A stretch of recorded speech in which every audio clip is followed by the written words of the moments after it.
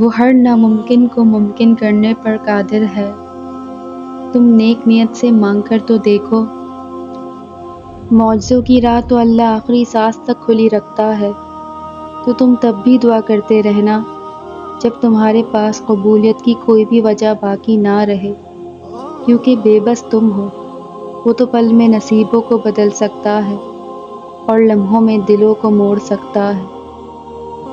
جب وہ تمہاری دعاؤں کو قبولیت کے لیے چن لیتا ہے، تب وہ تمہارے دل میں دعا کا خیال بھی ڈال دیتا ہے۔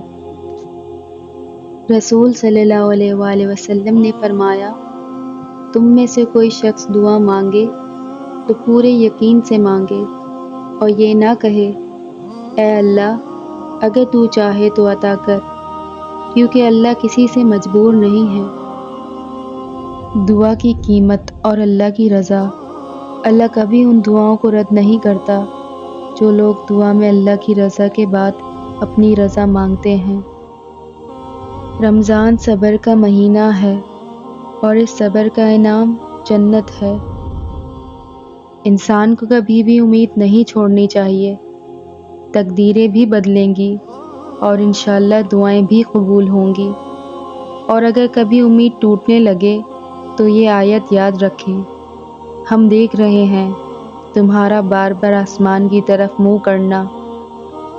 سجدوں میں گرنے سے پہلے ان لوگوں کو گلے لگائیں جو آپ کی وجہ سے اذیت میں مبتلا ہیں۔ دل آزاریاں معاف نہیں ہوتی۔ جن کی امید صرف اللہ سے ہو وہ کبھی نا امید نہیں ہوتے۔ تہجد اتنی قیمتی ہے، اگر اللہ ہمیں نہ دیتا تو ہم کبھی سمجھ ہی نہیں پاتے کہ اللہ کی محبت کس کو کہتے ہیں۔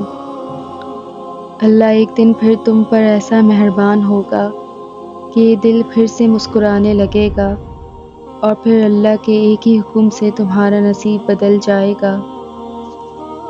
اور جب تم خود کو اللہ کے لیے بدلو گے تو پھر وہ تمہیں ایسا بنا دے گا کہ تمہیں ضرورت ہی نہیں پڑے گی لوگوں کے لیے خود کو بدلنے کی۔ اللہ تمہارے ساتھ ہے اور وہ ہمیشہ تمہارے ساتھ رہے گا۔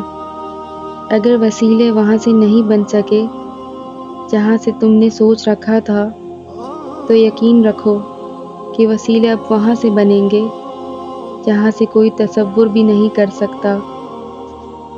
ٹوٹے دل سے نکلی ہوئی ایک ہی دعا پر اللہ کے عرش کے سارے دروازے کھول دیے جاتے ہیں۔ ہر ایک کی آزمائش الگ الگ ہوتی ہے۔ جس کو جو چیز سب سے زیادہ محبوب ہوتی ہے، اللہ تعالیٰ اس کو اسی چیز سے آزماتا ہے۔